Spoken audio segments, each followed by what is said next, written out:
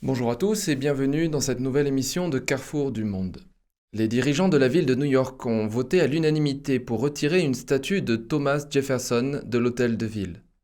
Le monument du troisième président des États-Unis qui se trouve à l'hôtel de ville depuis 1915 sera déplacé par la New York Historical Society dans un musée. Selon les membres du Black, Latino and Asian Caucus, la présence de Jefferson dans la chambre était un rappel constant des injustices qui ont tourmenté les communautés de couleur depuis la fondation de leur nation.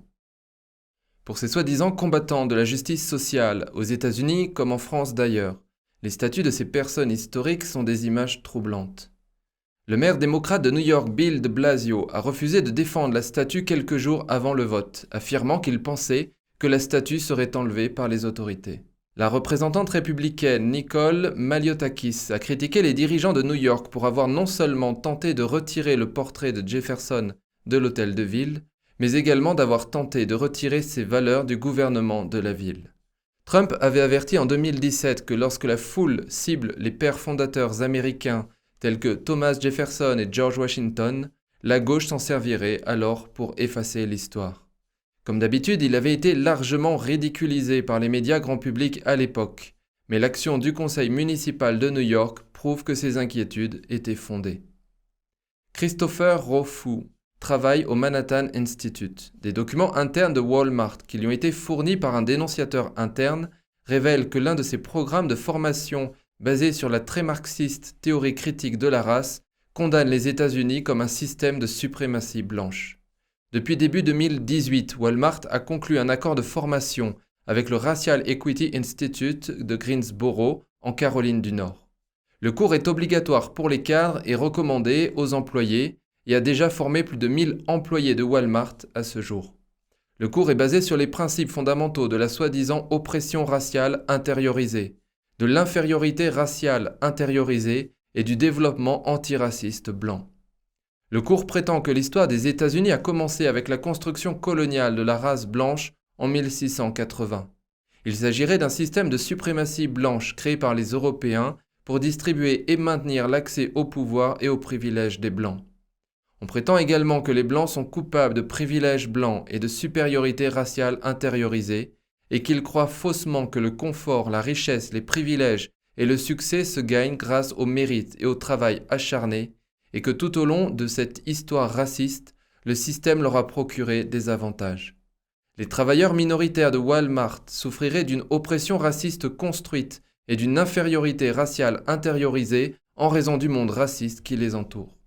Le programme martèle que les minorités ont développé de la haine de soi, de la colère, de la rage et de l'ethnocentrisme en raison du monde raciste qui les entoure. Les travailleurs blancs sont ensuite sermonnés pour accepter leur culpabilité et honte d'être complices de racisme et pour soutenir l'idée que, je cite, « les Blancs n'ont pas raison ». Les ruptures des chaînes d'approvisionnement et les pénuries de biens sont au centre de l'attention aux États-Unis. Les images de dizaines de cargos attendant devant les ports californiens ont fait le tour du monde.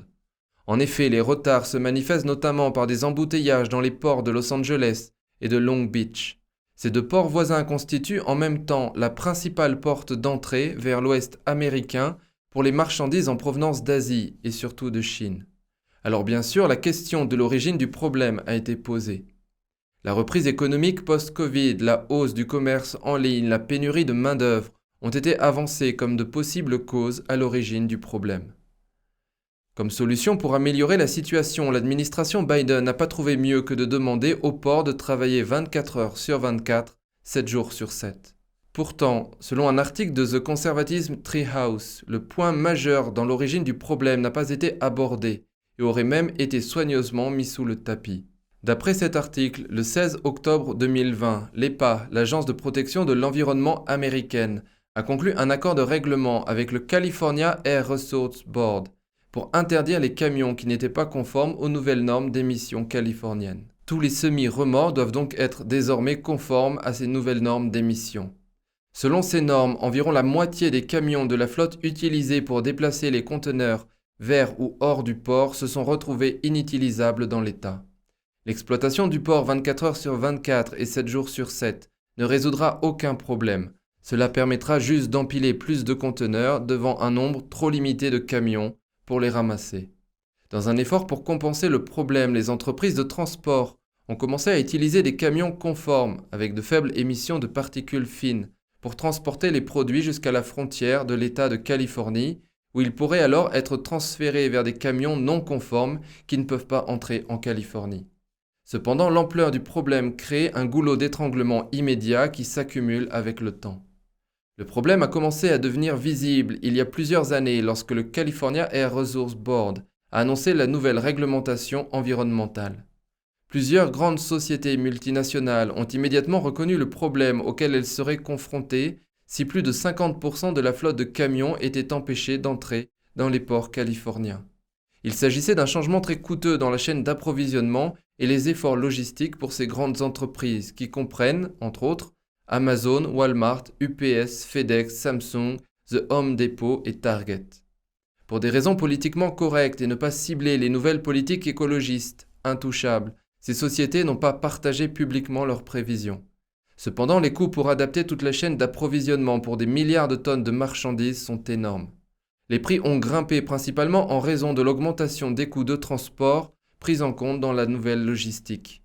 Toute la chaîne d'approvisionnement de l'Asie aux États-Unis est en train d'être modifiée du port le plus proche, en Californie, au port où les transports internes ne seraient pas un problème. Les navires en provenance de Chine et d'Asie du Sud-Est détournés de la Californie vers le golfe du Mexique ou la côte Est doivent passer par le canal de Panama. Cela prend 2 fois plus de temps et coûte au minimum 2 fois plus cher, expliquant pourquoi les prix d'expédition ont tant augmenté. Donc à l'origine de ces problèmes d'approvisionnement se trouve la version californienne du Green New Deal de l'extrême gauche américaine qui a exclu en une décision la moitié du parc de semi-remorques de l'État. Et puisqu'on parle de politique environnementale et climatique, vous savez certainement que John Kerry est l'envoyé spécial de Joe Biden pour le climat. Selon des documents financiers obtenus par le Washington Free Beacon, John Kerry et son épouse Teresa Hens ont investi au moins $1 million dans une société d'investissement chinoise, Hillhouse China Value Fund LP. Eh bien le comble est que cette société investit dans une entreprise inscrite sur la liste noire américaine pour son rôle dans la persécution des musulmans ouïghours. En réponse, le sénateur républicain Marco Rubio a appelé le président Joe Biden à révoquer Kerry de son poste d'envoyé pour le climat. La société d'investissement chinoise a fourni $55 millions à Yi2 Technologies en 2017.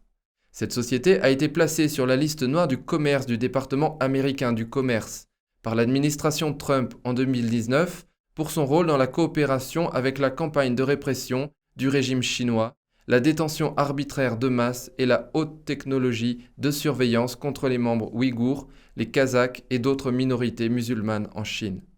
Rubio a accusé Kerry d'avoir agi en tant que lobbyiste pour le régime chinois, de faire taire Biden sur les abus des Ouïghours en Chine et de s'opposer activement à l'adoption de sa loi sur le travail forcé.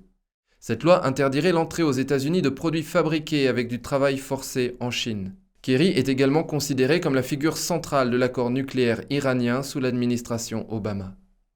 D'après un article d'Asialist, une nouvelle vague de violence et d'assassinats ciblés est observée avec inquiétude dans la région du Cachemire. Le 13 octobre, au Jammu et Cachemire indien, un militant a été tué lors d'un affrontement avec les forces de sécurité près de Pulwama, à 25 km au sud de Srinagar, la capitale d'été de l'État. La veille, les forces gouvernementales indiennes neutralisaient 5 militants armés lors de 2 incidents distincts près de Shopian, à 50 km au sud de Srinagar. Le 11 octobre, 5 soldats indiens perdaient la vie lors de violents affrontements armés intervenus près de la très sensible ligne de contrôle, séparant les parties indiennes et pakistanaises du Cachemire. Le 7 octobre, des militants abattaient 2 enseignants hindous dans une école de Srinagar. Le 5 octobre, des hommes armés assassinaient 3 civils dans des fusillades distinctes à 90 minutes d'intervalle. Ces attaques auraient été causées par un groupe créé a priori voilà 1 an, The Resistance Front, un groupe rebelle, séparatiste et violent. Selon les autorités locales, le groupe terroriste pakistanais Lashkar-e-Taiba serait à l'initiative de la fondation de ce groupe. Depuis le 1er janvier dernier, environ 200 personnes, agents de sécurité indiens et militants séparatistes pour la plupart, ont perdu la vie dans les violences au Cachemire. Une trentaine de civils, dont des personnalités politiques pro-Inde, ont notamment été abattus. L'idéologie haineuse de l'hindoutva hindouité ou indianité, propagée par le régime fasciste du RSS-BJP, la formation du premier ministre indien Modi, a déclenché un règne de peur et de violence contre la communauté musulmane indienne, forte de 200 millions de personnes. Fin de citation. Pour l'Express, Imran Khan est un premier ministre pakistanais dans la main de Pékin, se dirigeant d'un des plus grands pays musulmans du monde qui a pourtant la réputation de dire tout haut ce qu'il pense, a par exemple et pour la première fois réfuté les souffrances du peuple ouïghour. Sans hésitation, un aveu de dépendance et de soumission à l'égard de la Chine, quand on voit comment il a violemment attaqué Emmanuel Macron pour avoir rendu hommage à Samuel Paty. Le 20 juin dernier, en effet, Imran Khan émettait de sérieux doutes sur la manière dont Pékin agissait vis-à-vis de la minorité ouïghour. Je cite : « Je ne suis pas sûr que les Ouïghours soient victimes de répression. Selon les Chinois, ce n'est pas le cas. » Alors garde-t-il le silence en raison des dizaines de milliards de dollars que Pékin injecte dans son pays, pour beaucoup sous forme de prêts, au point de représenter aujourd'hui environ les 2/3 des investissements étrangers au Pakistan ? Quoi qu'il en soit, l'Inde redoute que l'Afghanistan ne devienne un sanctuaire pour des groupes islamistes qui opèrent au Cachemire et s'inquiète également de l'influence grandissante de la Chine et du Pakistan dans une région de plus en plus hostile. Rappelons aussi l'importance géostratégique du Cachemire. En cas de confrontation militaire ouverte avec les États-Unis, la Chine pourrait se voir privée de routes maritimes pour ses approvisionnements. Ces approvisionnements énergétiques reposeraient alors sur des routes terrestres passant notamment par la partie pakistanaise du Cachemire. S'assurer de la sécurisation de ces routes est donc vital pour Pékin. Voilà ce que je voulais vous dire pour aujourd'hui. Comme d'habitude, si vous avez apprécié cette émission, n'hésitez pas à vous abonner, partager et liker cette vidéo. Merci de m'avoir écouté. Prenons soin les uns des autres et à très bientôt.